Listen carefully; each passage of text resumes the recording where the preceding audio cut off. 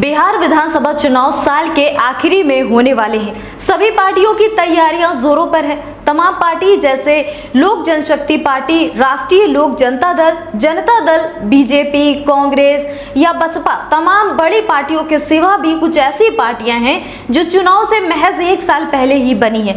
ऐसे में बड़ा सवाल ये उठता है कि क्या ये पार्टियां चुनाव में बड़ी पार्टियों का खेल बिगाड़ पाएंगी या फिर नहीं। नमस्कार, मैं हूं ज़ेबा और आप देख रहे हैं द इंडिया लाइव। इन पार्टियों के लिए ये कहा जा रहा है कि जो महज कुछ महीनों पहले ही बनी है, ये बड़ी पार्टियों का खेल बिगाड़ पाएंगी या फिर पानी का बुलबुला बनकर इस बार बस रह जाएंगी। और इस लिस्ट में पहला नाम है आईपी गुप्ता की इंडियन इनकलाब पार्टी का। अखिल भारतीय पान महासंघ के अध्यक्ष इंजीनियर आईपी गुप्ता ने पटना के गांधी मैदान में एक जनसभा करके अपनी इंडियन इनकलाब पार्टी के गठन की घोषणा की है। इस दौरान गुप्ता ने अपने भाषण में ये कहा कि जैसे यादव, कुशवाहा, पासवान और अन्य समाज के नेताओं ने अपनी अपनी पार्टियां खड़ी की हैं, वैसे ही अब तांती तत्वा समाज भी अपनी राजनीतिक पहचान बनाएगा। वहीं हम दूसरी पार्टी की अगर बात करें, हिंद सेना पार्टी सिंघम की सियासत में दस्तक, ये नाम रखा गया है इस पार्टी का। बिहार के लोकप्रिय पूर्व आईपीएस अधिकारी शिवदीप, जिन्हें बिहार का सिंघम भी कहा जाता है, इन्होंने हिंद सेना पार्टी के नाम से अपनी नई पार्टी बनाई है। अप्रैल 2025 में इस पार्टी की घोषणा करते हुए उन्होंने ये कहा कि उनका उद्देश्य बिहार में सच्चा बदलाव लाना है।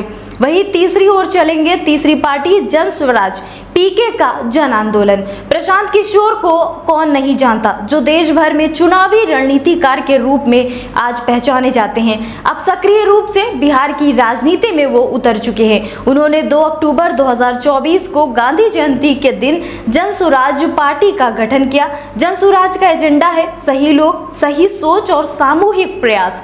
पार्टी बिहार में शराबबंदी खत्म करने, रोजगार सृजन जैसे मुद्दों पर फोकस करना चाहती है। अगर हम चौथी पार्टी की बात करें तो इसका नाम है आप सबकी आवाज, आरसीपी सिंह की सियासी वापसी। नीतीश कुमार के सबसे भरोसेमंद सहयोगियों में गिने जाने वाले आरसीपी सिंह अब अपनी पार्टी आप सबकी आवाज लेकर सबके सामने है। जेडीयू से निष्कासन और बीजेपी में अल्पकालिक भूमिका के बाद आरसीपी सिंह ने स्वतंत्र राजनीतिक राह चुनी। उनकी पार्टी का मुख्य उद्देश्य कुर्मी समाज के राजनीतिक प्रतिनिधित्व को मजबूत करना है। वही पांचवी पार्टी की अगर हम बात करें, इसका नाम है राष्ट्रीय प्रगति पार्टी। राष्ट्रीय प्रगति पार्टी, जिसके नेता अमरकांत साहू हैं, हाल ही में चर्चा में तब आई जब इस पार्टी का राजद में विलय हो गया।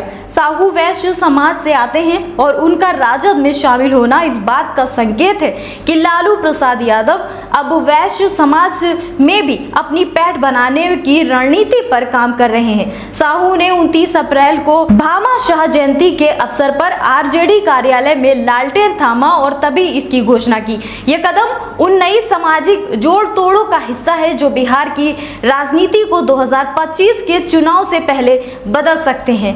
बहरहाल इन सभी नई पार्टियों के उदय के बीच बड़ा सवाल ये उठता है कि क्या ये पार्टियां जो चुनाव से महज कुछ महीनों पहले ही बनी है, क्या लालू यादव और नीतीश कुमार के वोट बैंक में सेंध लगा पाएंगी।